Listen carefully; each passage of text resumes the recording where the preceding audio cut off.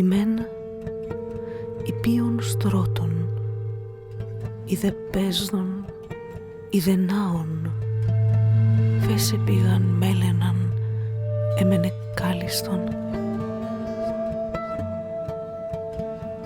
Ημέν υπείων στρώτων, είδε παίζον, είδε νάων, φέσε πήγαν μέλαιναν, έμενε. J'ai le plaisir, bonjour, bienvenue dans pour cette séance du séminaire Sexe et Genre. Donc séminaire pour un dialogue pluridisciplinaire au carrefour des sciences humaines et sociales et des sciences de la vie.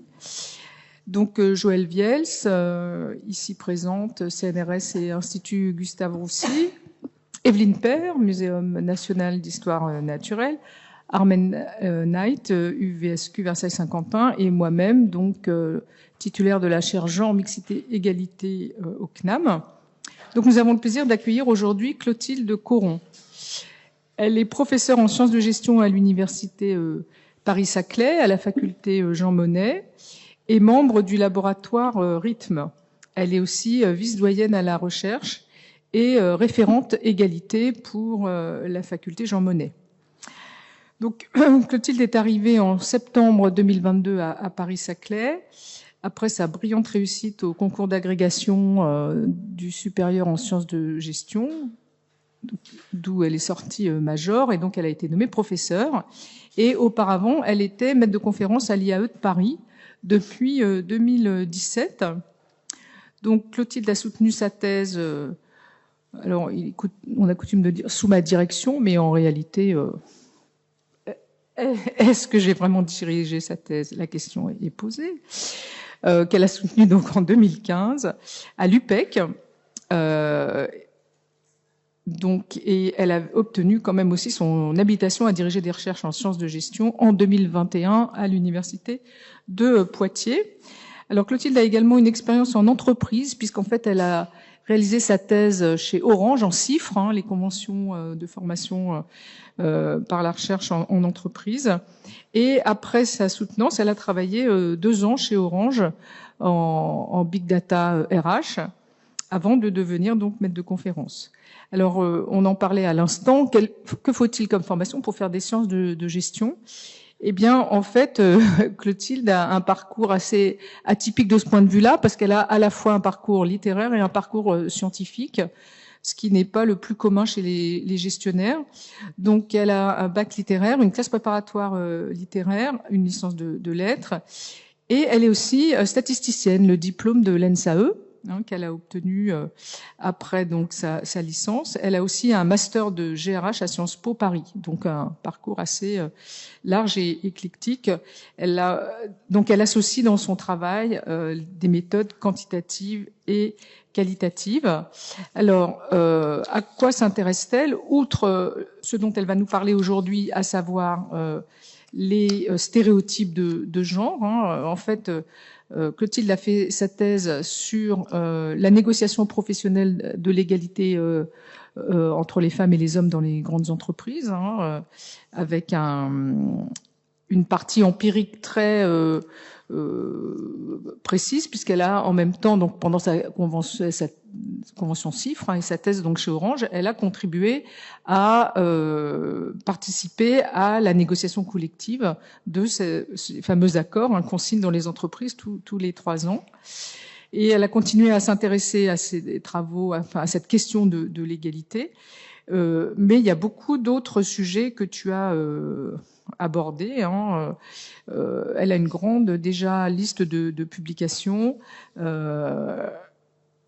Elle tu t'intéresses, Clotilde, à la quantification des inégalités, à la quantification des ressources humaines, aux changements technologiques, aux indicateurs chiffrés, voilà, donc à cheval, de façon plus large, entre la gestion des ressources humaines, les données quantitatives, et beaucoup de sujets autour de ça, qui aborde toujours de près ou de loin la question de l'égalité entre les femmes et les hommes. Donc aujourd'hui, on a convié Clotilde à venir nous parler de son dernier ouvrage, qui a été publié en 2023, 23, voilà, et qui parle donc des stéréotypes avec une approche européenne qui n'est pas si habituelle. Donc ça permet une mise en perspective tout à fait intéressante. Voilà, écoute, je te laisse la parole. Donc merci beaucoup Frédéric, merci beaucoup pour cette invitation. Je suis toujours contente de venir parler de ces sujets. Alors, je comptais faire une présentation beaucoup plus modeste et surtout souligner le fait que j'avais eu le plaisir effectivement de faire ma thèse sous la direction de Frédéric. Donc ça, je passe. Alors, pourquoi je me suis intéressée aux stéréotypes et aux inégalités, et surtout pourquoi j'ai voulu traiter ces deux sujets de front. Donc on sait que les inégalités professionnelles entre les femmes et les hommes persistent en Europe. Je peux vous donner des chiffres sur l'écart de salaire qui, par exemple, est aux alentours de 25% en France, et qui, si on regarde les chiffres dans les différents pays européens, on voit qu'il y a un écart de salaire dans les différents pays européens. Alors que, donc ça c'est un exemple d'inégalité, l'écart de salaire, mais il y a plein d'autres inégalités professionnelles entre les femmes et les hommes, que ce soit dans l'accès à l'emploi, que ce soit dans la ségrégation genrée des métiers, donc le fait que les femmes et les hommes ne sont pas dans les mêmes métiers, que ce soit dans l'accès aux responsabilités. On sait par exemple qu'en Europe, que les femmes représentent seulement un tiers des personnes qui ont des responsabilités managériales. Donc la question, c'est pourquoi ces inégalités persistent alors que le cadre juridique est de plus en plus développé, avec de plus en plus d'obligations pour les entreprises et pour les organisations en général, que ce soit en France ou dans les autres pays d'Europe, des obligations à la fois de moyens, donc les organisations doivent mettre en place des politiques en faveur de l'égalité. Donc, par exemple, en France, depuis 2001, les entreprises ont l'obligation de négocier des accords avec les syndicats sur l'égalité femmes-hommes. C'est une obligation de moyens parce qu'il n'y a pas d'obligation sur le contenu même de l'accord. Et puis, il y a des obligations de résultats aussi. Typiquement, la loi Copé-Zimmermann, donc depuis 2013, les entreprises ont l'obligation d'avoir un certain pourcentage de femmes dans les conseils d'administration. Donc ça, c'est une obligation de résultat. Ça, c'est en France, mais c'est valable dans tous les pays européens. Il y a vraiment eu un renforcement du cadre juridique. Donc, comment on peut expliquer cette persistance des inégalités alors qu'il y a un renforcement du cadre juridique? Alors, il y a plusieurs réponses. Il y a d'abord l'insuffisance de la contrainte législative. On peut supposer que, par exemple, les obligations de moyens, finalement, ça ne suffit pas. Il y a aussi l'inertie de certains chiffres. C'est sûr que, par exemple, le taux de féminisation d'une entreprise de, je sais pas, 50 000 salariés, c'est pas quelque chose qui peut évoluer rapidement. Le fait que les organisations de travail, elles sont pensées plutôt par et pour des hommes, donc notamment qu'elles valorisent un modèle de travailleur très disponible, etc. Donc c'est pas forcément compatible avec certaines contraintes personnelles. Et enfin, tout ce qui est autour des stéréotypes de genre. Et donc c'est ce à quoi je me suis intéressée. C'est les liens en fait entre stéréotypes de genre et inégalité professionnelle. Alors d'abord, qu'est-ce que c'est que les stéréotypes de genre ? Donc je vais vous d'abord vous donner des définitions. Alors peut-être des choses que vous, je sais pas si je peux mettre. Non, je vais rester comme ça. Il y a peut-être des choses que vous connaissez déjà et j'en suis désolée, mais les stéréotypes, ce sont des représentations et des croyances sur des groupes d'individus, sachant que ces représentations peuvent être à la fois conscientes et inconscientes. Donc un exemple de stéréotype, on peut dire les Suisses sont toujours à l'heure. Bon, voilà, ça c'est un stéréotype, sans doute un stéréotype conscient. Mais la littérature a aussi montré qu'on a des stéréotypes inconscients. Donc même les personnes qui ne déclarent pas de stéréotypes conscients, par exemple sur les Suisses, peuvent avoir des stéréotypes sur les Suisses sans en avoir conscience. Alors ça c'est les stéréotypes. Et au sein des stéréotypes, on peut distinguer trois formes de stéréotypes. Donc d'abord l'hétérostéréotype, c'est les stéréotypes qu'on a sur un autre groupe d'individus. Par exemple, les stéréotypes que les Français ont sur les Allemands ou les stéréotypes que les hommes ont sur les femmes. L'autostéréotype, c'est les croyances qu'un individu a sur son propre groupe d'appartenance. Donc, par exemple, les stéréotypes que les hommes ont sur les hommes. Et les métastéréotypes, c'est les croyances qu'un individu a sur les stéréotypes que d'autres individus ont sur son groupe. Par exemple, je suis une femme, je crois que une autre personne, un homme par exemple, pense à des stéréotypes sur les femmes. Ça, c'est les métastéréotypes. Alors, ça, c'est pour les stéréotypes. Ensuite, les stéréotypes de genre. Donc, c'est quand toutes ces croyances s'appliquent aux questions de genre et notamment aux différences entre femmes et hommes. Donc, les stéréotypes de genre, ce sont des représentations des croyances sur à la fois les comportements, mais aussi les compétences et enfin les souhaits ou les désirs supposés des femmes et des hommes, avec à chaque fois l'idée qu'il y a des différences de comportements, de compétences, de souhaits chez les femmes et chez les hommes. Alors, ces stéréotypes, ils peuvent être descriptifs, donc ils vont, c'est-à-dire décrire ce qui est supposé être une réalité. Ils peuvent aussi être prescriptifs, c'est-à-dire imposer certains, par exemple, certains comportements, voire certains souhaits chez les individus. Donc, pour vous donner des exemples de stéréotypes, voilà un exemple, 20% des femmes et 35% des hommes pensent que les hommes ont naturellement plus le sens de l'orientation que les femmes. Ça, c'est un stéréotype descriptif. C'est pas prescriptif, ça décrit quelque chose.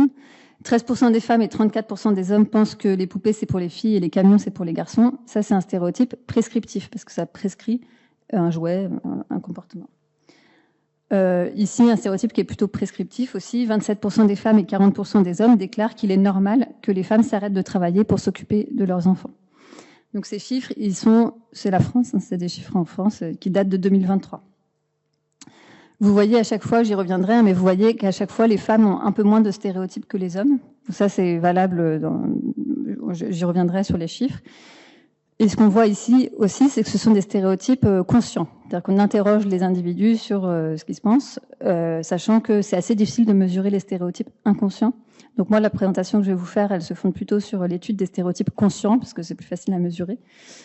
Pour mesurer les stéréotypes inconscients, il faut utiliser des techniques, des instruments de mesure, comme les tests d'association implicite.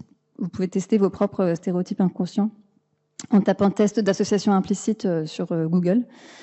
Et donc les tests d'association implicite, ça demande à l'individu de faire très rapidement des liens entre des catégories de mots. Et en fait, en faisant très rapidement des liens, ça fait intervenir c'est pas vraiment l'inconscient, mais le système du cerveau qui contient les biais inconscients. Donc c'est une manière assez particulière de mesurer les stéréotypes, mais c'est la seule manière qu'on a de mesurer les stéréotypes inconscients à ce jour. Alors, comment ces stéréotypes ils se diffusent? C'est notamment par ce qu'on appelle la socialisation. Donc, la socialisation, c'est l'ensemble des processus par lesquels les individus acquièrent et intériorisent des normes, des valeurs ou des rôles qui vont régir la vie sociale. Alors, c'est pas forcément que lié au genre, hein, c'est aussi par la socialisation, on apprend à dire bonjour, à manger avec des couverts. Je sais que j'ai mangé mes frites avec les mains ce midi, mais normalement, on apprend à manger avec des couverts. Donc voilà, on intériorise ces normes au point qu'on les questionne plus vraiment. En fait. C'est-à-dire qu'on questionne plus vraiment certaines normes. Et dans ces normes, il y a tout ce qui a trait au genre. Et donc la socialisation genrée, c'est le fait que, enfin c'est deux choses. D'abord, c'est le fait que la socialisation est différenciée en fonction du sexe de l'enfant. Donc les filles ne sont pas socialisées de la même manière que les garçons.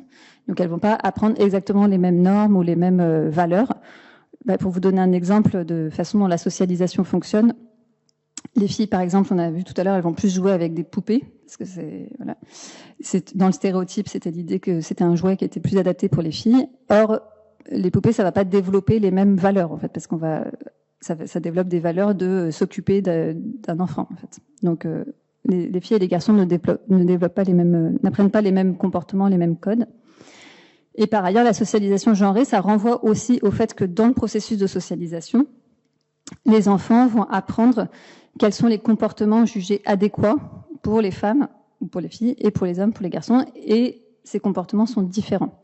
Donc, par exemple, on va apprendre, qu'on soit une fille ou un garçon, hein, on va apprendre que les hommes ne doivent pas trop montrer leurs émotions, par exemple, alors que les femmes doivent s'occuper des autres. Par exemple. Donc ça, on l'apprend par la socialisation. Et le fait que c'est en partie inconscient par les acteurs de la socialisation, que ce soit la socialisation genrée.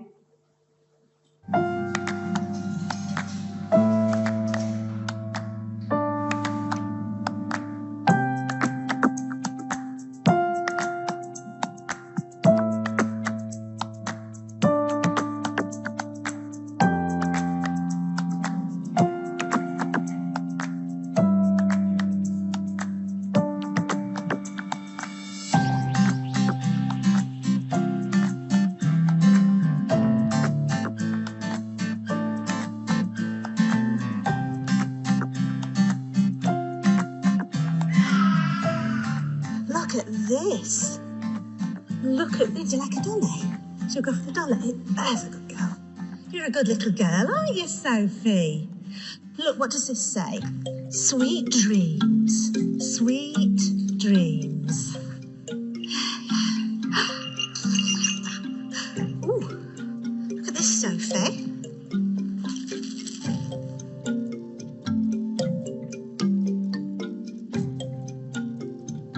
Meow, meow.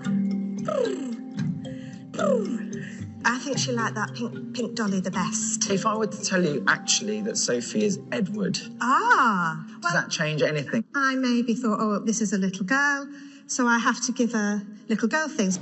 Hello. Hello. Hello. Hello. Come on. What's this one? What's that one do? Is that a robot? What about this? You like that one? What does this one do? Oliver. You've gone for, you could say, boy toys for this boy. Possibly in my subconscious, but for me, I was just going for what was around me, but then perhaps my subconscious was automatically playing a trick on me that I was... If I tell you that he is actually a girl. Really? Yes. Oh, wow. That's really interesting. I suppose it's because of the stereotype. And then that changed your behaviour towards the child. It did. And your behaviour was quite directive. 1, 2, 3. Beep, Beep, beep, beep, beep, beep. Do you want to see my robot? She's picked up the robot, the car, the puzzle game. And I think she's been much more physical in handling the child than the other adults have been with girls.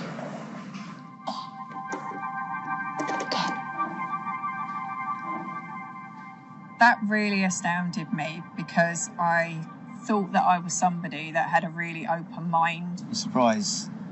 So I automatically went for the pink fluffy toy because I said it was a girl, so I was sort of stereotyping. I've always thought I was rather more open-minded than that, and I would think, you know, these are children's toys, whatever the gender. It will make me think the next time I'm with a child, so my niece or my nephew, to make sure that I am actually being sort of fair and equal with all of them, and just giving each child an opportunity to just be whoever they are. On peut dire plein de choses à partir de cette vidéo. Ça vous montre la socialisation genrée. C'est voilà, on va pas donner les mêmes jouets à une fille et à un garçon. On s'en rend pas forcément compte, parce que là, les volontaires ils s'en rendaient pas compte. Je trouve que cette vidéo, elle est intéressante aussi parce qu'on voit même nous notre propre regard. Le garçon, quand il est habillé en petite fille, on le voit pas du tout pareil en fait. Donc même pour nous, je trouve que c'est intéressant. Et au-delà de la question de la socialisation, on a l'impression que c'est que transmettre des valeurs, etc. Mais on voit que ça va développer différemment le cerveau, en fait. C'est-à-dire qu'il y a aussi un enjeu de développement du cerveau.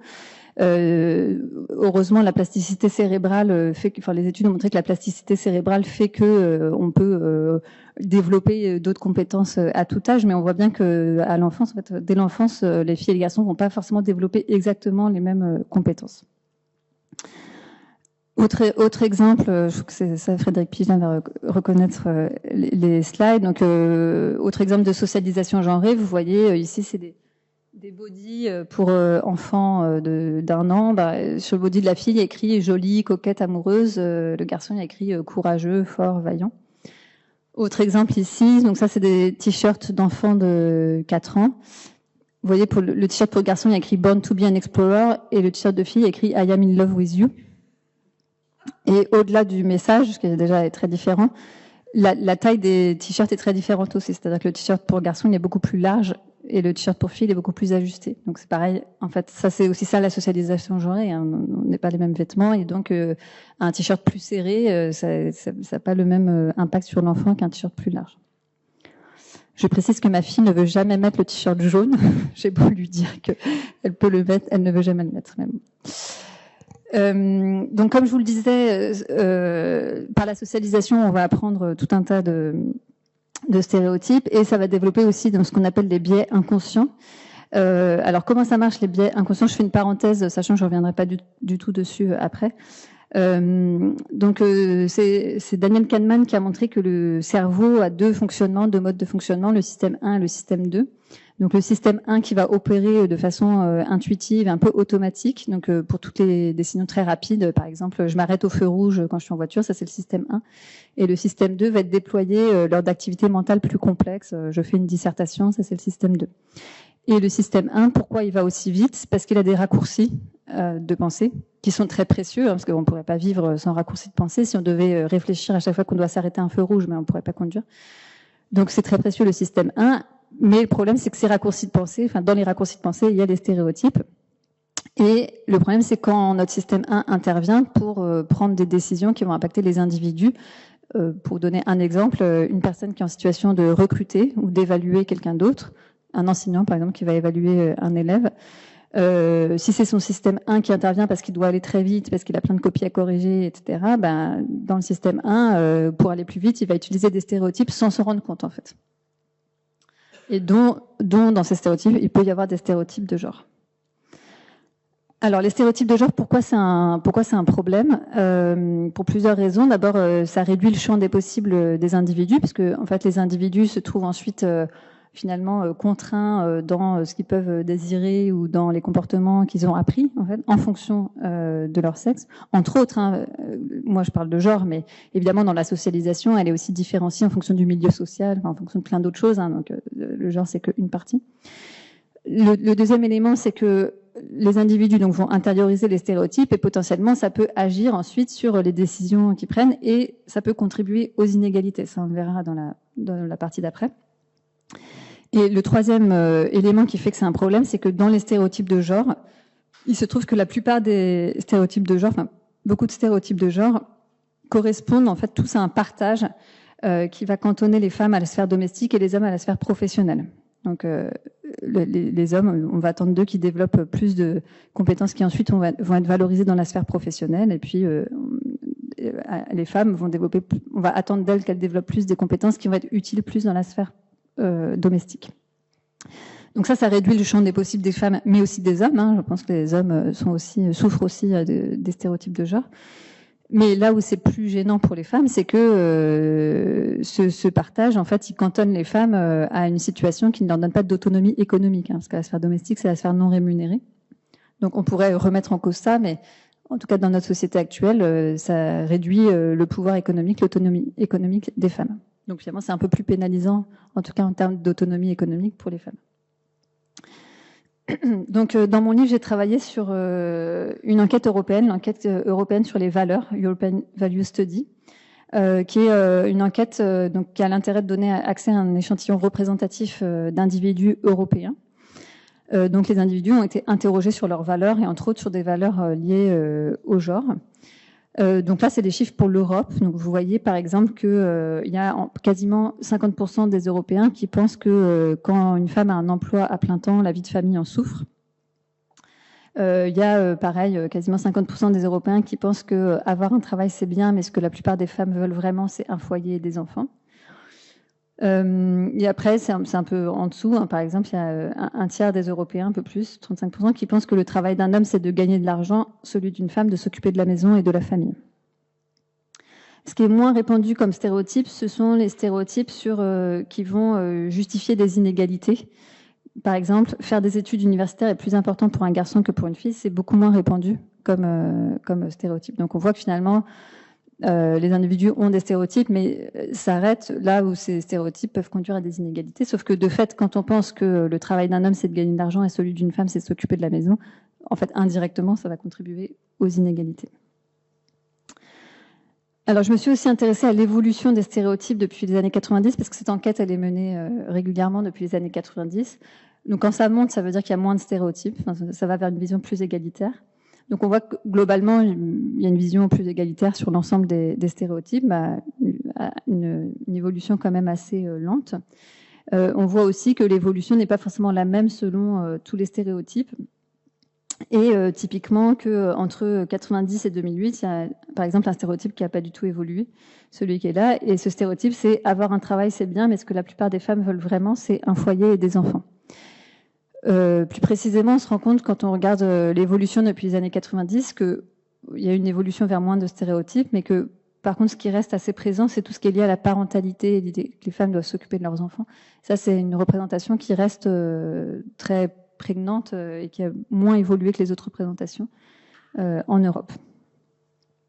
Alors, on parle de stéréotypes de genre globalement. Alors, les stéréotypes de genre, il y en a sur plein de sujets. Il y en a sur les compétences en mathématiques, par exemple. Il y en a sur les compétences de direction d'entreprise. Il y en a sur le sens de l'orientation, comme on l'a vu.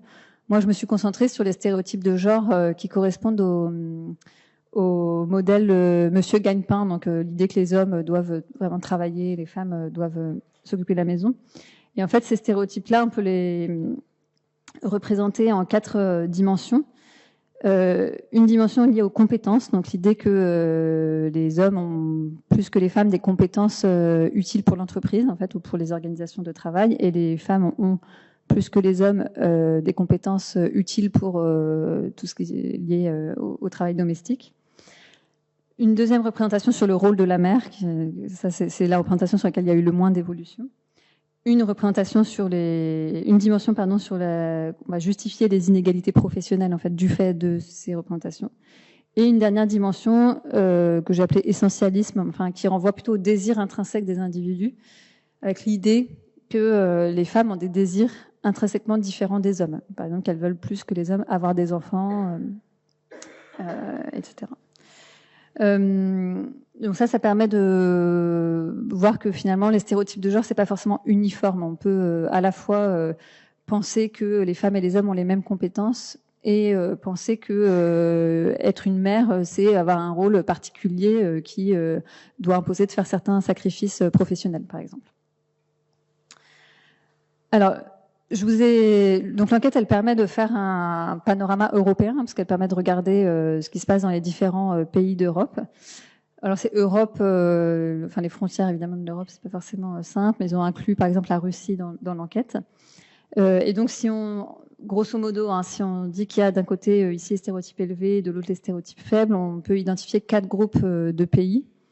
Donc dans les pays avec les stéréotypes les plus élevés, c'est l'Arménie, l'Azerbaïdjan, la Géorgie, la Russie, et puis ainsi de suite. Et la France est dans le groupe des pays où il y a le moins de stéréotypes.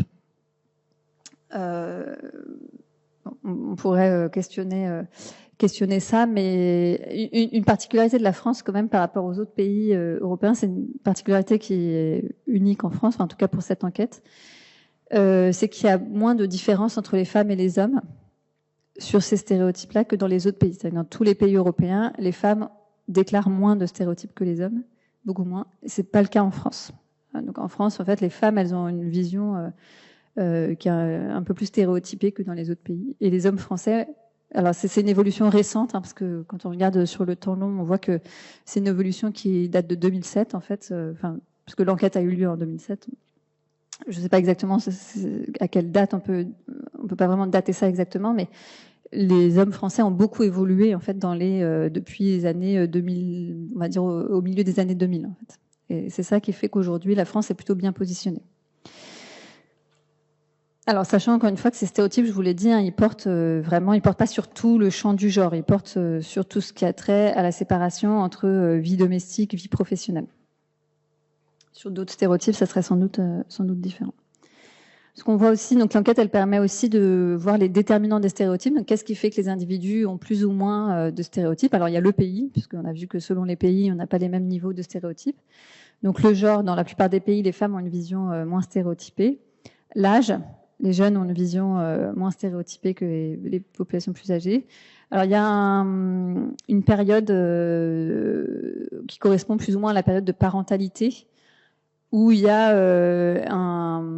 plus tellement d'évolution en termes de stéréotypes. C'est-à-dire que les personnes qui ont 30 ans ont les mêmes stéréotypes que les personnes qui ont 45 ans, en gros, par exemple, on va dire. Alors qu'il y a vraiment une différence chez les plus jeunes et chez les plus âgés. Mais donc, a priori, la parentalité, je reviens à ce que je disais tout à l'heure, la parentalité, ça renforce en fait certains stéréotypes. Le niveau de diplôme joue aussi, parce que les personnes plus diplômées ont une vision moins stéréotypée. Et enfin, ce qui joue beaucoup, c'est le statut d'emploi de la mère. Donc les répondants dans la mère travaillaient quand ils étaient adolescents, ont une vision moins stéréotypée globalement. Donc ça, c'était la partie sur les stéréotypes de genre. Donc la deuxième partie, elle est plutôt sur les inégalités professionnelles. Et puis la troisième partie sera sur les liens entre stéréotypes et inégalités.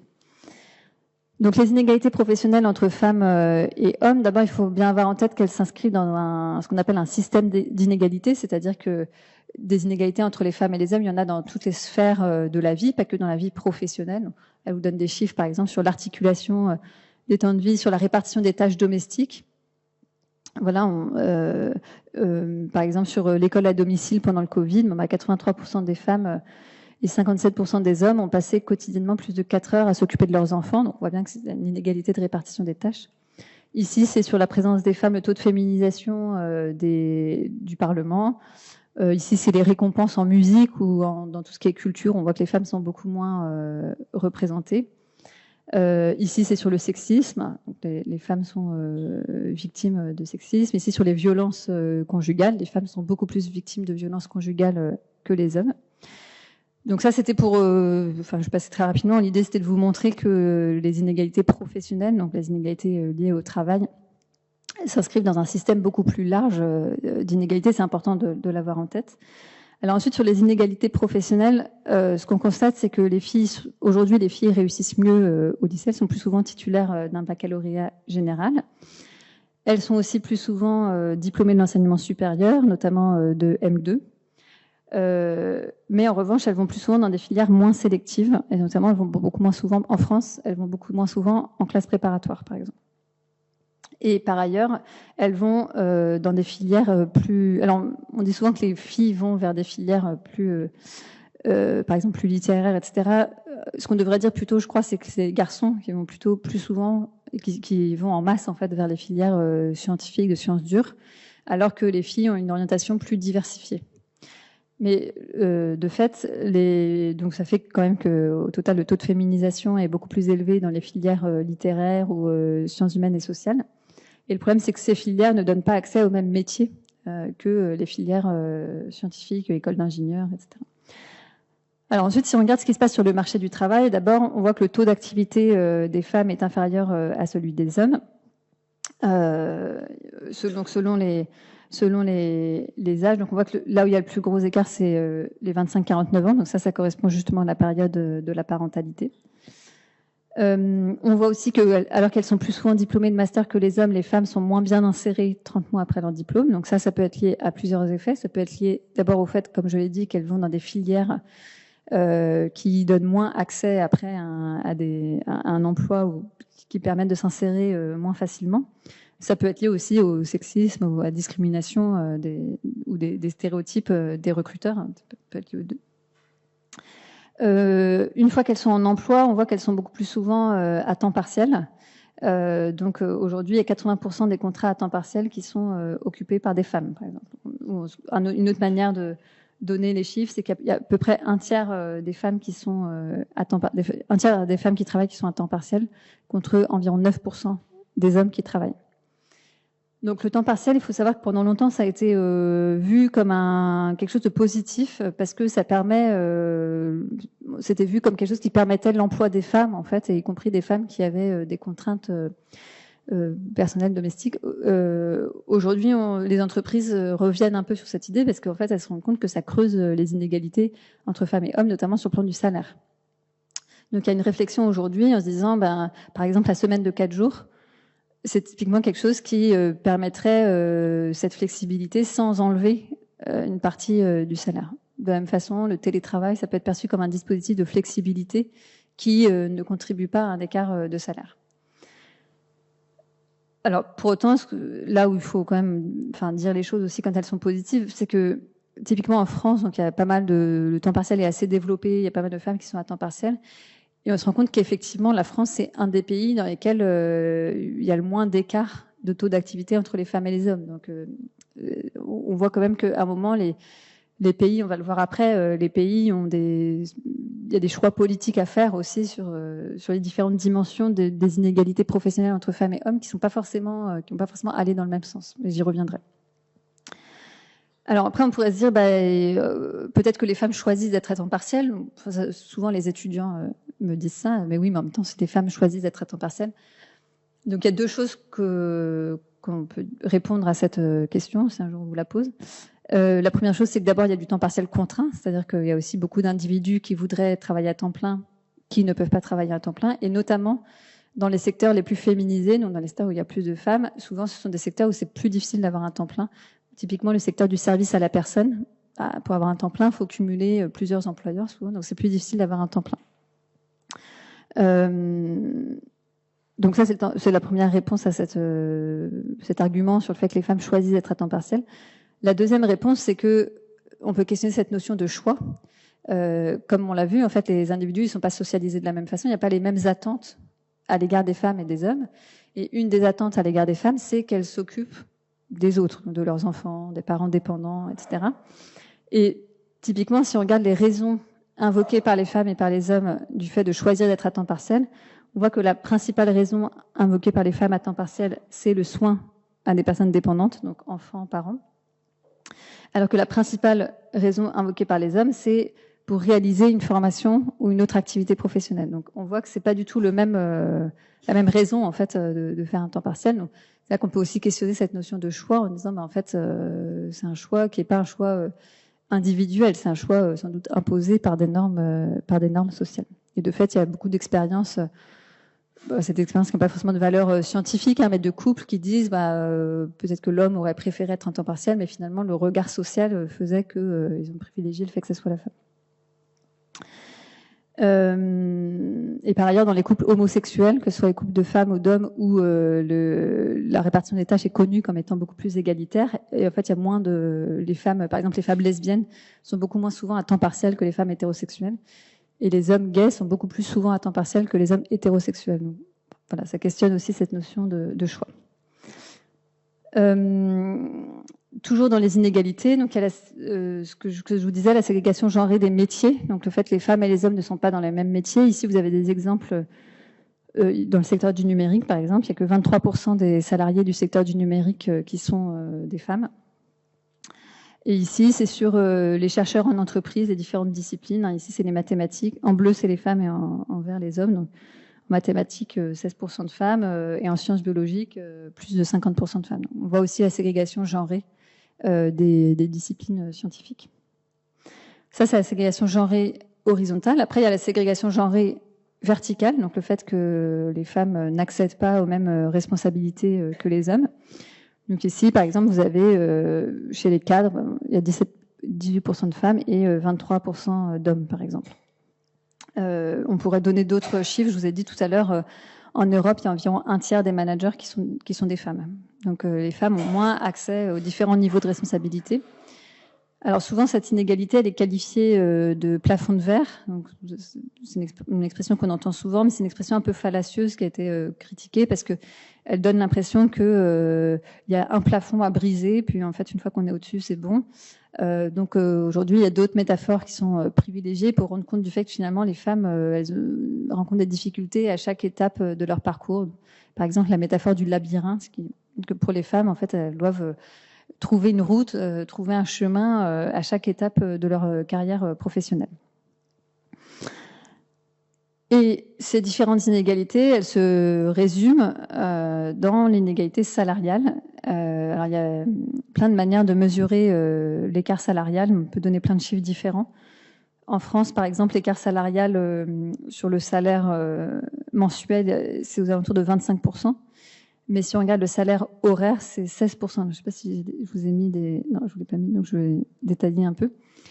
Donc 25% sur le salaire mensuel, qui passe à 16% quand on regarde le salaire horaire. Alors pourquoi ? Parce que quand on regarde le salaire horaire, ça évacue l'effet temps partiel. Quand on regarde le salaire mensuel, une personne qui est à temps partiel, elle gagne moins que si elle était à temps plein. Quand on regarde le salaire horaire, on ne voit pas l'effet temps partiel. Donc déjà, l'écart salarial passe de 25% à 16% quand on contrôle le fait que les femmes sont plus à temps partiel. Et ensuite, ça passe à 9% quand on raisonne à profil identique, donc c'est-à-dire même à peu près le même niveau de responsabilité et même âge, par exemple. Donc, en fait, on voit qu'on peut donner différents chiffres d'écart salarial. Et donc, c'est ce qu'on voit ici. Vous voyez, le revenu salarial, l'écart, c'est 27% dans le secteur privé. Et si on regarde en équivalent temps plein, Donc c'est en ramenant les salaires à un temps plein, en faisant comme si tout le monde était à temps plein, on obtient un écart de 17%. Donc on voit que le fait que les femmes sont plus à temps partiel, ça joue beaucoup dans l'écart salarial global. Alors ce qu'il faut souligner, c'est que au niveau des pays, si on essaie de réduire une des inégalités professionnelles, on risque d'augmenter une autre inégalité professionnelle. Alors, je vais vous donner un exemple pour que ce soit plus clair. En France, la France est caractérisée, comme vous le disiez, par le fait qu'il y a un faible écart de taux d'activité entre les femmes et les hommes, mais c'est aussi caractérisé par le fait qu'il y a un fort écart salarial. Alors on peut contraster avec un pays comme l'Italie ou la Roumanie, qui sont des pays où il y a un très fort écart de taux d'activité, donc les femmes travaillent beaucoup moins que les hommes, mais en revanche, il y a un très faible écart salarial. L'Italie, c'est le pays d'Europe où il y a le moins d'écart salarial. Alors, à quoi c'est dû? C'est lié au fait que dans un pays comme l'Italie, où les femmes travaillent peu, en fait, il y a un fort biais de sélection des femmes. Donc, les femmes qui travaillent sont des femmes qui ont des caractéristiques très proches des hommes. Et donc, c'est pour ça qu'il y a un faible écart salarial. Alors que la France, où les femmes travaillent beaucoup, il n'y a pas de biais de sélection. Et donc, souvent, ça conduit à un fort écart salarial. Donc, c'est pour ça que je vous disais, tout ça, ça va pas forcément ensemble. Enfin, ça va ensemble, mais pas forcément de façon positive. Donc, c'est pour ça qu'il y a des choix de politique publique à faire aussi. Et typiquement, le fait de favoriser le temps partiel des femmes, ça permet aux femmes de rester en activité, mais ça augmente l'écart salarial. Donc, c'est pour ça qu'on peut parler de profil d'activité, profil d'inégalité pour les pays. C'est difficile de dire tel pays est très bon sur l'égalité professionnelle et tel pays est très mauvais, parce qu'en fait, évidemment, il y a des pays qui sont très mauvais, vraiment très mauvais, mais souvent, quand on est mauvais sur une dimension, on va être bon sur une autre, en fait, au niveau des pays. Donc, c'est pour ça qu'on peut parler plutôt de profil d'inégalité, en disant, il y a des pays qui vont être plutôt bons sur le travail des femmes, mais plutôt mauvais sur l'écart salarial. Donc là, vous avez une idée ici de groupes de pays qui vont être égalitaires ou inégalitaires sur différentes dimensions.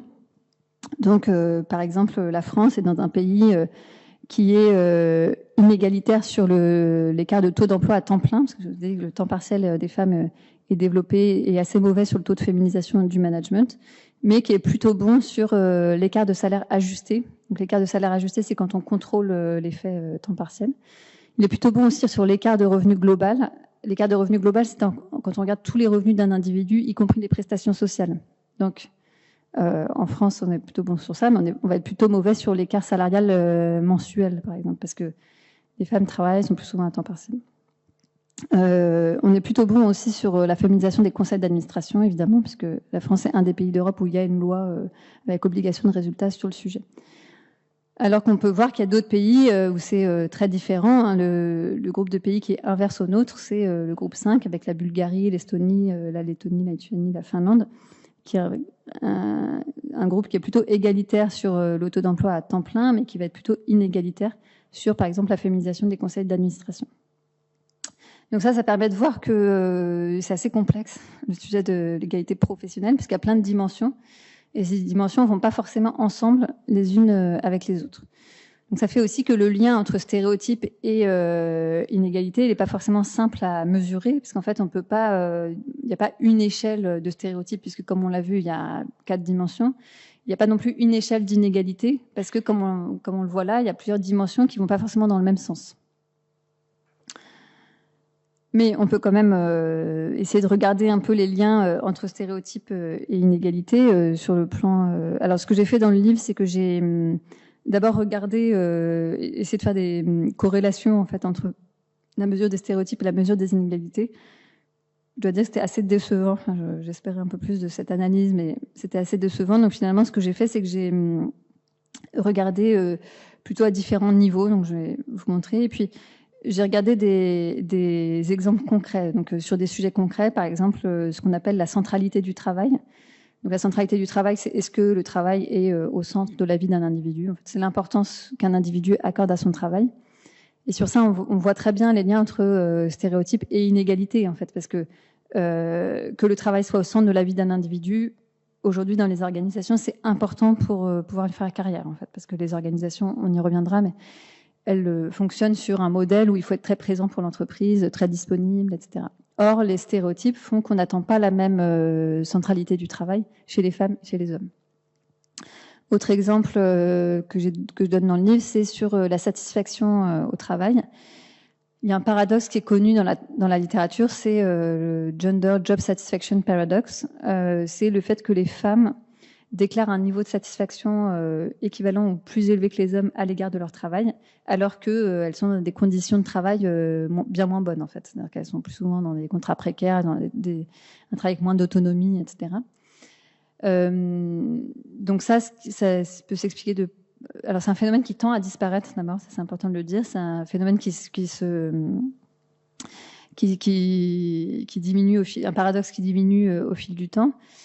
Ça s'expliquait à la base par le fait que les femmes, sachant qu'elles allaient être discriminées ou se comparant plutôt avec les autres femmes et pas avec les hommes, finalement elles avaient moins d'attentes et donc elles étaient plus satisfaites. C'était l'explication qui était donnée au début des années 2000. Mais les choses ont évolué et ce paradoxe, il tend à disparaître. Donc, sous l'effet de la montée en puissance de l'égalité, etc., finalement, les femmes ont plus d'attentes, mais du coup, elles sont aussi moins satisfaites. Donc, il y a finalement un corollaire un peu négatif à accepter, c'est-à-dire que comme il y a plus la pression vers l'égalité va plus vite que les changements des conditions de travail et que le progrès réel vers l'égalité. Donc finalement, il y a forcément un moment où les femmes sont moins satisfaites parce qu'elles ont plus d'attentes, mais les choses ont évolué moins vite que leurs attentes, en fait. Aujourd'hui, c'est ça qu'on sait sur le sujet. Ça, c'est pour vous donner un exemple. On voit le lien entre stéréotypes et inégalité. C'était comme les femmes sont socialisées pour avoir moins d'attentes à l'égard de leur travail, elles sont plus satisfaites alors qu'elles sont dans des moins bonnes conditions. Mais ça tend à disparaître. Alors, ensuite, si on regarde à différents niveaux, donc j'ai regardé au niveau individuel, au niveau organisationnel et au niveau sociétal, national, donc sur les liens entre stéréotypes et inégalités. Alors, au niveau individuel, d'abord, les stéréotypes vont jouer sur les comportements adoptés par les individus. Donc, par exemple, l'autocensure des femmes, c'est un phénomène qui est connu, le fait que les femmes ont tendance à s'autocensurer, ne pas postuler à certaines promotions, certains postes, etc. Et ça, a priori, c'est du fait de leurs auto-stéréotypes sur les femmes. Elles ont des représentations qui vont les freiner dans leur ambition, finalement. Autre exemple du rôle des autostéréotypes, c'est le Family Pay Gap. Donc le Family Pay Gap, c'est le fait que l'écart salarial entre les femmes et les hommes, il est beaucoup plus important chez les personnes qui ont des enfants. En fait, si on regarde l'écart salarial entre femmes et hommes qui n'ont pas d'enfants, on a un écart salarial, certes, mais beaucoup moins élevé que quand on regarde l'écart salarial entre femmes et hommes qui ont des enfants. Donc ça veut dire que les femmes et les hommes adoptent des comportements différents quand ils ont des enfants. Et que les entreprises les considèrent différemment aussi quand ils ont des enfants. Et donc ça peut être lié justement aux stéréotypes sur la maternité, aux représentations liées à la parentalité, en particulier à la maternité. Donc ça, c'est pour les autostéréotypes, donc les stéréotypes que les individus ont sur leur propre groupe. Alors après, il y a les métastéréotypes qui peuvent jouer aussi, et avec l'exemple de la menace du stéréotype. Donc c'est le fait que la peur d'être l'objet de stéréotypes négatifs dans un domaine de compétences va produire des pensées négatives qui vont réduire ou vont nuire à l'apprentissage et à la performance. Donc un exemple très connu de ça, c'est des expériences en psychologie qui ont montré que quand on donne un exercice à un groupe, on donne un exercice à 2 groupes de filles et de garçons. Au premier groupe, on dit donc l'exercice, c'est de reproduire une figure géométrique assez compliquée de mémoire.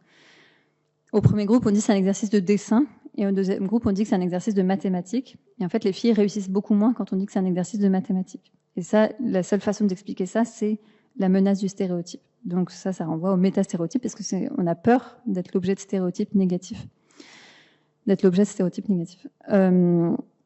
Alors ça va très loin, parce qu'il y a même des expériences qui ont montré que quand on donne un exercice de mathématiques à 2 groupes, cette fois on dit que c'est des mathématiques, hein, mais dans le premier groupe, dans les 2 groupes, on leur fait faire un coloriage avant, c'est des enfants de primaire. Dans le premier groupe, ils colorient un dessin qui est neutre sur le plan du genre, par exemple un paysage, alors que dans le deuxième groupe, ils colorient un dessin qui va activer des stéréotypes de genre. Donc les filles, elles vont colorier une fille avec une poupée, et les garçons, ils colorient un garçon avec un camion. Et maintenant, dans le deuxième groupe, les filles réussissent moins bien que dans le premier groupe, en fait. Donc rien que le fait d'avoir activé des stéréotypes de genre, ça réduit leur performance à un exercice mathématique.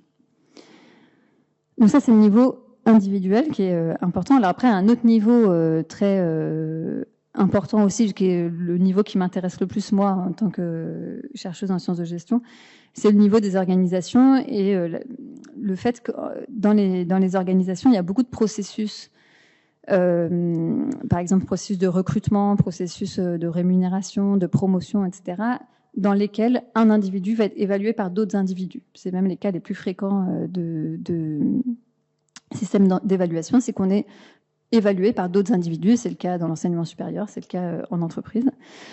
Or, les individus qui sont en situation d'évaluer d'autres individus, ils ont forcément des stéréotypes, conscients et ou inconscients. Et donc, ces stéréotypes vont influer sur leurs décisions, sur la manière dont ils vont évaluer les individus. Et alors, ce qu'on sait, c'est que il y a dans les entreprises des injonctions, ce qu'on appelle des injonctions paradoxales pour les femmes. Pourquoi ? Parce que pour les femmes, il y a une incompatibilité entre les stéréotypes de genre et les normes de carrière. Donc, qu'est-ce que c'est les normes de carrière pour réussir professionnellement ? C'est tous les prérequis qu'on attend implicitement d'un individu, et implicitement ou explicitement d'ailleurs d'un individu pour lui permettre de faire carrière, donc lui permettre de progresser dans sa carrière. Donc typiquement dans la fonction publique, notamment dans l'enseignement supérieur et la recherche, une norme de carrière, c'est d'être mobile. C'est assez difficile de faire carrière si on n'accepte pas au moins un risque de mobilité. Une autre norme de carrière dans l'enseignement supérieur et la recherche, c'est il y a un accent mis beaucoup sur la recherche, par exemple. Donc ça, c'est une autre norme de carrière. En entreprise, il y a aussi plein de normes de carrière qui sont plus ou moins explicites. Il y a certaines entreprises où la norme de mobilité, elle est aussi explicite. Mais il y a aussi tout un tas de prérequis qui sont implicites. Par exemple, on attend des individus d'être très disponibles pour l'entreprise, d'être prêts à répondre à leurs mails le soir, d'être prêts à faire un voyage professionnel au pied levé, etc. Ça, c'est pareil, c'est des normes qui sont quand même plus implicites de carrière. Le problème, c'est que ces normes de carrière, elles sont incompatibles avec les normes de genre pour les femmes. Parce que les normes de genre pour les femmes, c'est plutôt d'accorder une priorité, comme on l'a vu sur les stéréotypes, d'accorder une priorité à leur vie familiale, domestique. Donc, quand on accorde la priorité à sa vie familiale, domestique, on ne peut pas être disponible à 100% pour son entreprise. Donc pour les femmes, il y a une incompatibilité entre stéréotypes de genre et normes de carrière, alors que pour les hommes, il y a une compatibilité. Alors, ça ne veut pas dire que c'est idéal pour les hommes non plus, parce que les hommes peuvent ne pas se reconnaître dans à la fois les normes de carrière et les stéréotypes de genre pour eux. En revanche, ce qui est plus facile pour les hommes, c'est pour les hommes qui se reconnaissent dans ces normes, c'est beaucoup plus facile pour eux de faire carrière. Parce que ce qui se passe pour les femmes, c'est que une femme, comme ces deux normes sont incompatibles, une femme, elle peut se reconnaître soit dans les normes de genre, soit dans les normes de carrière, pas dans les deux. Si elle se reconnaît dans la norme de carrière, elle va se rapprocher de cette norme de carrière, mais en faisant ça, elle va dévier de la norme de genre. Et en fait, une personne qui dévie de la norme de genre, elle est toujours pénalisée. On ne le dit pas explicitement, mais elle va forcément être pénalisée. Donc, un exemple de ça, c'est le fait que le même comportement en entreprise, dans une organisation de travail, le même comportement ne va pas être évalué de la même façon selon que c'est une femme ou un homme. Pour vous donner un exemple, il y a des études qui ont montré que chez les traders, donc en finance, l'agressivité dans la négociation, qui est quelque chose d'important quand même pour réussir en tant que trader, c'est évalué positivement quand c'est un homme et négativement quand le trader est une femme. Donc pourquoi c'est évalué négativement ? Parce que la femme qui est agressive dans la négociation, elle s'écarte de la norme de genre en fait. Donc là, il y a quand même un petit problème, ce qu'on appelle une injonction paradoxale pour les femmes, c'est que soit elles veulent se rapprocher de la norme de carrière, mais en fait, elles vont être pénalisées parce qu'elles s'éloignent de la norme de genre, soit elles se rapprochent de la norme de genre, et dans ce cas-là, elles sont pénalisées parce qu'elles ne sont pas dans la norme de carrière. Et il y a des études qui prouvent ça, que par exemple, les femmes qui ont des enfants, c'est la seule population qui ne voit pas sa perspective de promotion augmenter en faisant plus d'heures de travail. Les hommes et les femmes sans enfants, les hommes avec enfants ou sans enfants et les femmes sans enfants, s'ils augmentent leur temps de travail, font plus d'heures déclarées, font plus d'heures totales sur leur travail, vont augmenter leur probabilité de promotion. Alors que les femmes avec enfants n'augmentent pas leur probabilité de promotion quand elles travaillent plus. Et donc, une façon d'expliquer ça, c'est le fait que, en travaillant plus, elles se rapprochent de la norme de carrière, mais elle s'éloigne de la norme de genre. Donc, un autre exemple de cette incompatibilité entre une norme de genre et une norme de carrière, c'est que aujourd'hui, alors ça tend à changer, mais dans les organisations de travail, dans les représentations, en fait, ce qu'on attend d'un leader, entre guillemets, donc quelqu'un qui est perçu comme ayant des qualités lui permettant d'accéder à des postes à responsabilité, managériale notamment, c'est beaucoup plus proche de la norme masculine, en fait. Donc ça va être tout charisme, une forme d'autorité, etc. Et tout ça, c'est beaucoup plus proche de la norme masculine.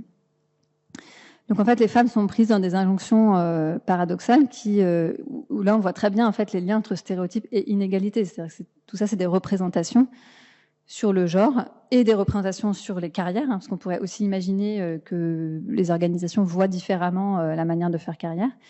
Mais il y a deux ensembles de représentations ici qui se combinent pour quand même renforcer les difficultés pour les femmes.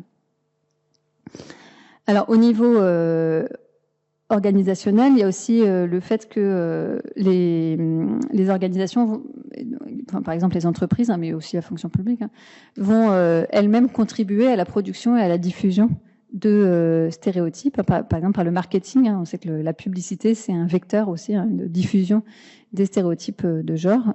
Et par exemple, la gestion des ressources humaines va être un vecteur de diffusion des stéréotypes sur les carrières.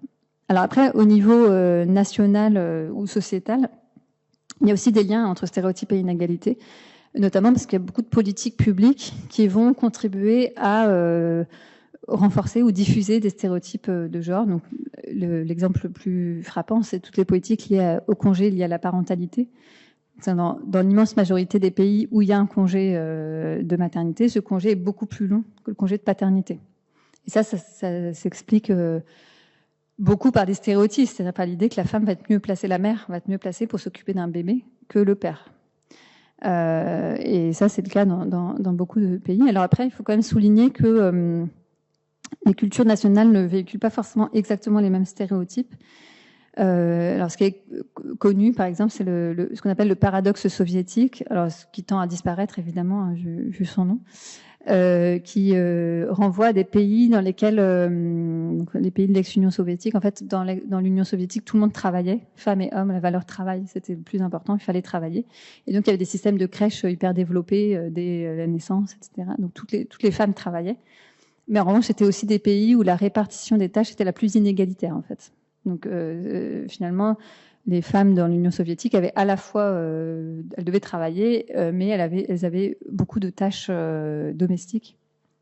Et donc, c'est ce qu'on appelle le paradoxe soviétique. On voit bien qu'on n'a pas exactement les mêmes stéréotypes dans les différents pays. Alors, ça tend quand même à se homogénéiser sous le poids notamment de la mondialisation.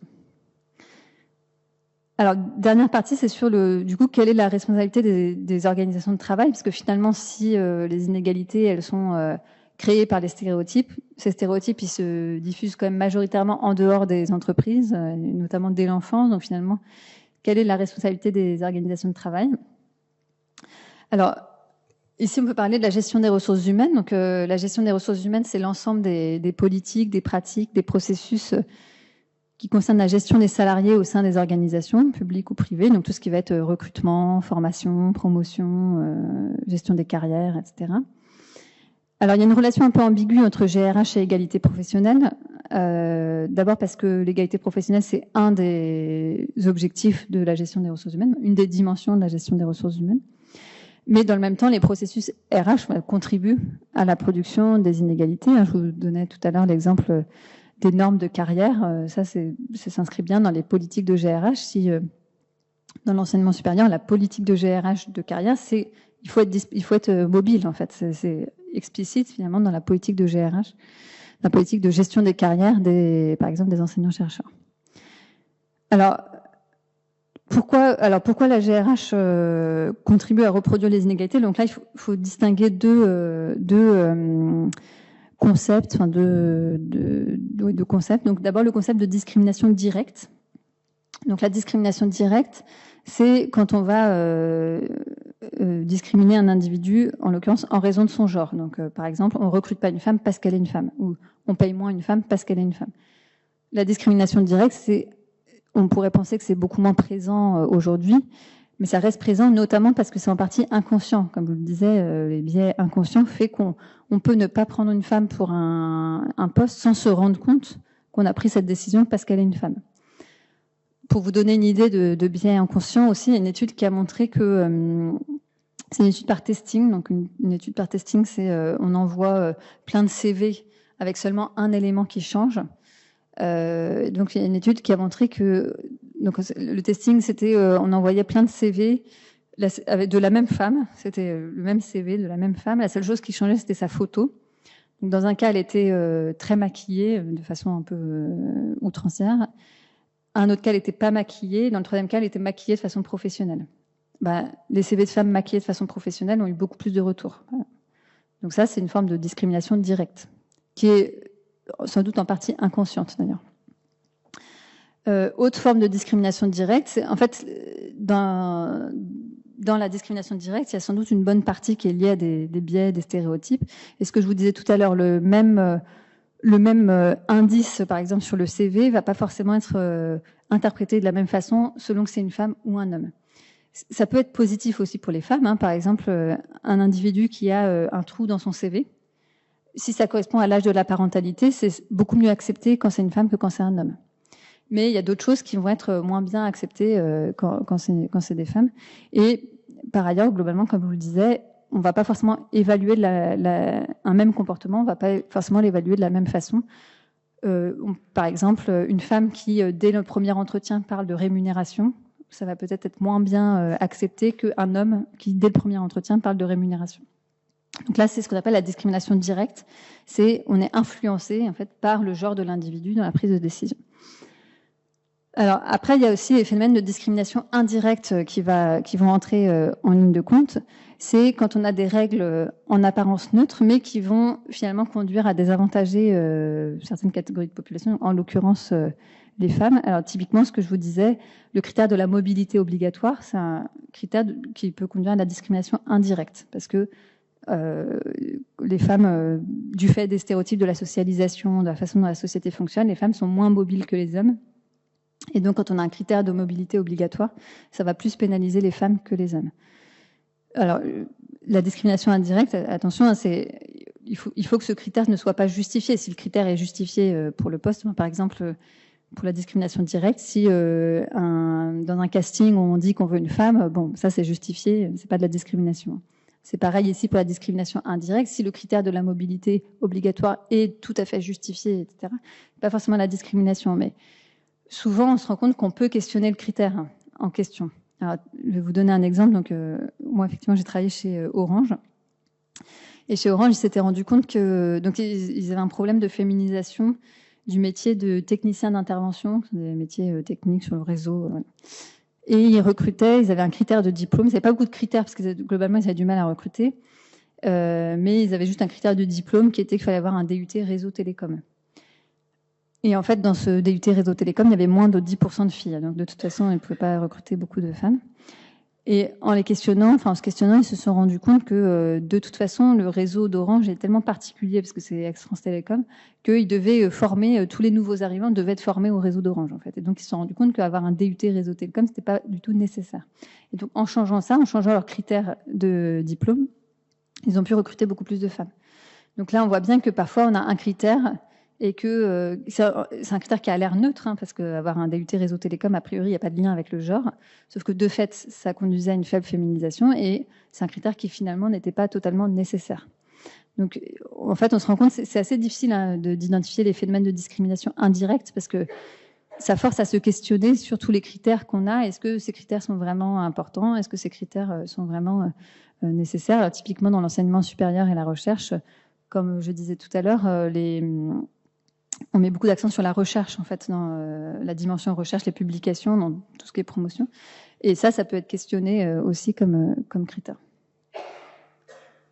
Alors après, donc la GRH va produire des inégalités, va aussi mettre en place des mesures pour essayer de favoriser l'égalité professionnelle. Donc là, je donne des exemples. Par exemple, mettre en place des dispositifs de travail flexibles. Je vous disais que le temps partiel, c'était assez négatif pour les femmes. Enfin, ça leur permet de travailler, mais alors que même quand elles ont des contraintes personnel, mais elles perdent de l'argent. Donc aujourd'hui, il y a des entreprises qui vont essayer d'avoir d'autres dispositifs de travail, ce qu'on appelle le travail flexible, donc par exemple le télétravail, la semaine de 4 jours, etc. Ça, c'est juste pour vous montrer que les organisations peuvent agir aussi en faveur de l'égalité, tout en tenant compte d'une situation qui est empreinte de stéréotypes et de comportements différents entre les femmes et les hommes. Pourquoi les entreprises, pourquoi on a besoin de réfléchir à cette question du temps partiel? C'est parce que la société est organisée d'une manière qui fait que les femmes sont moins disponibles pour leur travail que les hommes. Et donc, les entreprises sont face à cette situation, et face à cette situation, elles peuvent mettre en place des politiques qui vont quand même permettre aux femmes de travailler, de gagner autant d'argent que les hommes. Et la plupart de ces politiques vont bénéficier aussi aux hommes, hein. C'est-à-dire que si une entreprise met en place la semaine de 4 jours, ça va être bénéfique aussi pour les hommes, parce qu'il peut aussi y avoir des hommes qui veulent plus s'occuper de leurs enfants. Par ailleurs, les entreprises vont aussi définir des mesures de réduction des stéréotypes. Donc, il y a des entreprises qui sensibilisent, qui forment leurs salariés aux stéréotypes. Bon, je ne vais pas détailler ça, mais d'autres mesures qui sont mises en place par les entreprises, c'est d'essayer de réduire ce qu'on appelle l'isolement social des femmes. Donc, on sait que, encore une fois, du fait de la façon dont la société est organisée, les femmes ont moins de réseaux professionnels que les hommes, parce qu'elles ont moins de temps en fait, à consacrer à leur réseau professionnel. Certaines entreprises qui vont créer des réseaux de femmes, par exemple. Le dernier point que je voulais aborder, c'est encore en lien avec un point sur lequel on voit bien le lien entre stéréotypes et inégalité. C'est ce qu'on appelle les organisations genrées. Alors, c'est le fait que les organisations, elles se sont constituées autour de l'image d'un travailleur, qu'on appelle un travailleur neutre masculin, qui est en fait un travailleur qui a très peu de contraintes personnelles ou familiales. Donc un travailleur qui est disponible, qui peut être présent, qui peut être disponible, qui peut être, comme je le disais, faire un voyage professionnel du jour au lendemain, etc. Donc ça passe par quoi? Ça passe par une forte valorisation de la disponibilité et du présentéisme, par l'obligation de mobilité. Et par ailleurs, dans l'immense majorité des entreprises, on va beaucoup valoriser les compétences techniques au détriment des compétences relationnelles. Donc on se rend compte, par exemple, que dans la plupart des processus de rémunération, on ne va pas du tout tenir compte des compétences relationnelles. Donc un individu, il va être, le poste d'un individu va être rémunéré plutôt en fonction des compétences techniques nécessitées. Mais par exemple, on ne va pas du tout se dire ce métier nécessite beaucoup d'empathie, donc il faut le rémunérer plus parce qu'il nécessite des compétences relationnelles. Or, on sait, par la socialisation, les femmes ont plus de compétences relationnelles, sont plus incitées, on va dire, à développer des compétences relationnelles que les hommes. Donc ça va, encore une fois, c'est encore l'image de ce travailleur neutre masculin. Et le dernier élément qui fait que les organisations, finalement, sont pensées par et pour des hommes, c'est le fonctionnement par le réseau et la cooptation. Il y a beaucoup d'organisations dans lesquelles on est au courant qu'il y a un poste qui s'ouvre, il y a une mission qui s'ouvre, parce qu'on connaît des gens, donc parce qu'on a du réseau. Or, ce réseau, il est beaucoup plus développé chez les hommes que chez les femmes, comme je le disais, parce que les femmes ont moins de temps à consacrer au réseau. C'est-à-dire les femmes ayant des contraintes du fait de l'organisation de la société vont faire leur travail et n'auront pas forcément de temps pour rester le soir, prendre un verre avec leurs collègues, etc. Or, c'est à ce moment-là qu'on se fait du réseau professionnel, qu'on va avoir des informations, et des informations qui ne sont pas forcément affichées publiquement, en fait. Donc, les femmes peuvent souffrir de ça. Donc, les organisations genrées, ça renforce ce que je vous disais tout à l'heure, c'est-à-dire l'incompatibilité pour les femmes entre les normes de genre et les normes de carrière. C'est-à-dire que les normes de carrière, elles sont là. Hein. C'est la disponibilité, le présentéisme, la mobilité, les compétences techniques et le réseau. Ça, c'est aujourd'hui, on va dire, les normes de carrière dans la plupart des organisations. Et les femmes ne sont pas dans ces normes de carrière parce que les normes de genre supposent qu'elles accordent plus d'importance à leur vie privée et domestique. Donc, en conclusion, finalement, ça veut dire que si je reviens vraiment sur le rôle des organisations, on voit qu'il y a deux ensembles de normes à questionner. Hein. Il y a les normes de genre, les stéréotypes de genre qui peuvent être questionnés au sein des organisations. Par exemple, pour éviter que les recruteurs eux-mêmes aient des stéréotypes de genre, mais aussi les normes de carrière. On pourrait penser les carrières différemment, se dire faire carrière, c'est pas forcément toujours monter dans les responsabilités, valoriser les carrières hachées, non linéaires, peut-être aussi plus valoriser les compétences que les individus acquièrent dans leur vie privée, Donc, par exemple, aujourd'hui, on sait que beaucoup de salariés aidants, ces salariés aidants, ils développent des compétences du fait de leur situation. Et l'entreprise pourrait aussi valoriser ça, par exemple. De la même façon, une femme qui a eu un congé maternité, pendant ce congé maternité, elle a sans doute appris pas mal de choses, développé des compétences, donc l'entreprise pourrait aussi valoriser ça. Autre manière de penser les carrières autrement, c'est de valoriser ce qu'on appelle les compétences naturalisées, que ce soit naturalisées du fait des stéréotypes de genre. Donc, qu'est-ce que c'est une compétence naturalisée ? C'est une compétence dont on ne pense pas que c'est une compétence parce qu'on pense que l'individu l'a naturellement. Le bon exemple de ça, c'est l'empathie pour les femmes. On pense que les femmes sont naturellement empathiques et comme elles sont naturellement empathiques, c'est pas une compétence qu'on va rémunérer. Alors que l'empathie, c'est une compétence qui se développe, qu'on peut développer et qu'on pourrait rémunérer. Les métiers qui nécessitent de l'empathie, ils sont pas faits pour tout le monde. Il y a des personnes qui acceptent de faire ces métiers parce qu'elles ont cette compétence-là. Un autre exemple qui montre bien ce phénomène de compétence naturalisée, c'est sur le métier de sténodactylographe. Donc à la fin du 19e siècle, donc au tout début de ce métier, en fait, c'était un métier très masculinisé, donc avec beaucoup d'hommes, et qui était considéré comme un métier très technique, parce qu'on considérait qu'il y avait la machine, qu'il fallait maîtriser, donc un métier plutôt qualifié et technique. Vous savez que ce métier s'est progressivement féminisé au point de devenir exclusivement féminin, avec l'image de la dactylo. Et en se féminisant, il a été beaucoup moins bien considéré. Il a été considéré comme un métier très facile que tout le monde pouvait faire, qu'il suffisait d'avoir une certaine dextérité manuelle. Et cette dextérité manuelle, elle était naturalisée, c'est-à-dire qu'on ne pensait pas que c'était une compétence. Donc c'est ça qu'on appelle les compétences naturalisées. Et donc les entreprises plutôt l'égalité professionnelle gagnerait sans doute à ce que les entreprises se posent la question de ces compétences naturalisées, qu'on peut mettre en lien avec les stéréotypes de genre, finalement, parce que, par exemple, si je reprends l'exemple de l'empathie, ça repose quand même sur un stéréotype de genre. Donc ça, c'est le premier ensemble de normes que les organisations pourraient questionner. Le deuxième ensemble de normes, c'est évidemment les normes de genre.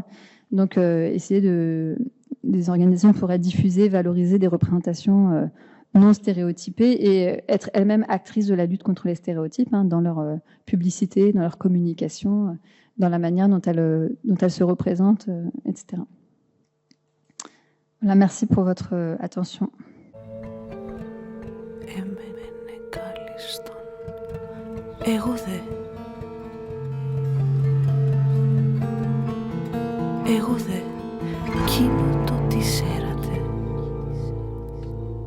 Εκείνο